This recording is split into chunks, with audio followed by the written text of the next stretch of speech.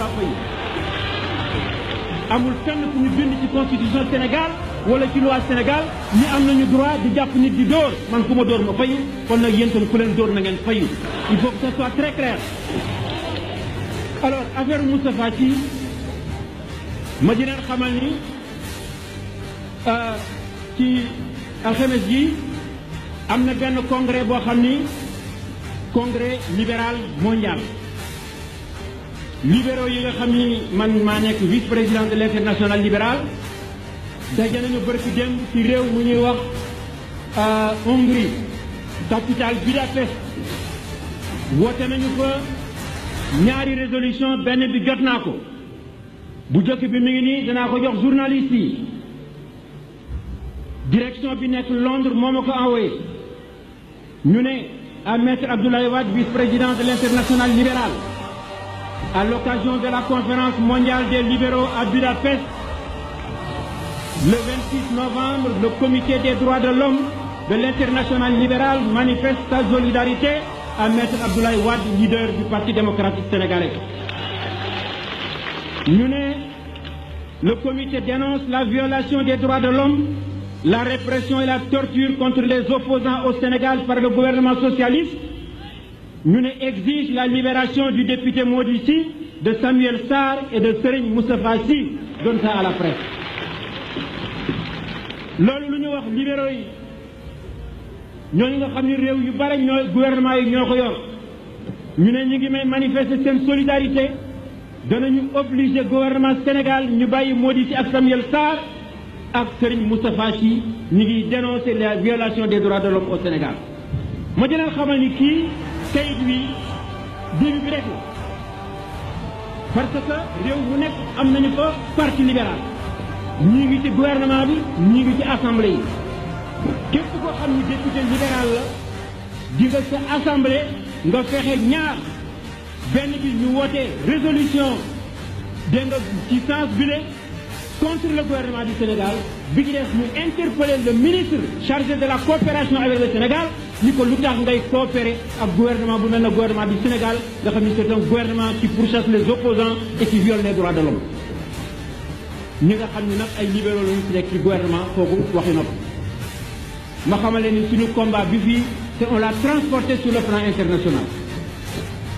mu am beneen affaire moo di dama bëgg tey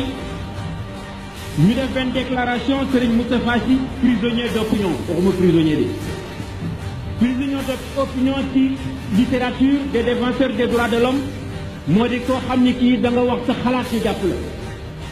ci xaw xalaat wax sa xalaat alors ma xamal leen ni procureur li nga xam ni moom la reproché Moustapha Sy mu ne daf koy poursuivre sur la base de l'article 80 du code pénal article boobu dafa wax ni ceux qui sont coupables de manœuvres et actes de nature à compromettre la sécurité publique ou à occasionner des troubles politiques graves, à jeter le discrédit sur les institutions politiques ou leur fonctionnement, à enfreindre les lois du pays. Acte ak manœuvre dañu wax procureur bi nag ci waxu Moustapha Sy keroog fii li mu ci retenir ni moom la yoon di tere loolu laa leen bëgg a wax bu leen defee ne li Moustapha Sy wax yépp loolu procureur waxu ko li mu wax ci affaire wu Babacar Seye ñu ne kooku beneen dossier la danañu ko topp waaye fii mu ne ñetti kàddu yi bi Moustapha Sy wax mi ngi nii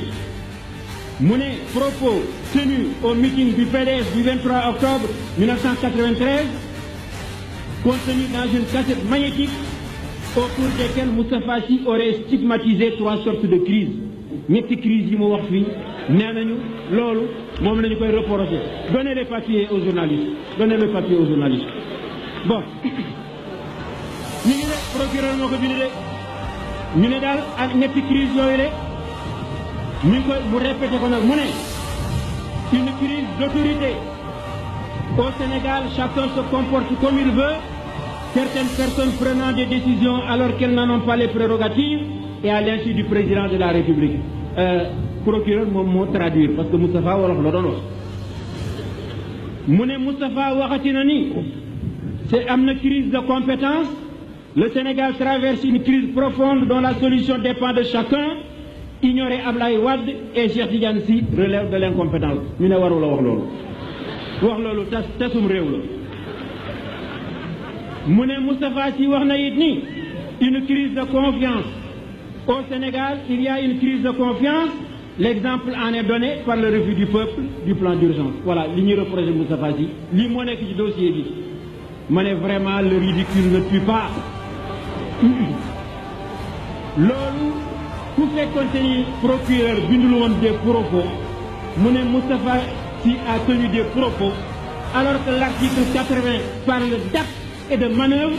Acte ak manœuvre lu mu jot ak propos ay wax la ma ne li Moustapha Sy wax. Les propos retenus et cités par le procureur expriment une simple opinion de Moustapha Sy sur la crise sénégalaise actuelle. Il s'agit d'une analyse qui pourrait être faite par n'importe quel politologue dans une revue ou un professeur de sciences politiques dans un cours d'université. En somme, Abdou Diouf ne veut plus qu'on fasse des analyses politiques. Il verse dans le terrorisme intellectuel. Et pourtant, l'article 8 de la Constitution dit « Chacun a le droit d'exprimer et de diffuser librement ses opinions par la parole, la plume et l'image. » Donc Abdou Diouf est en train de violer la Constitution. C'est lui qui devait être poursuivi devant la haute cour pour violation de son serment et violation de la Constitution.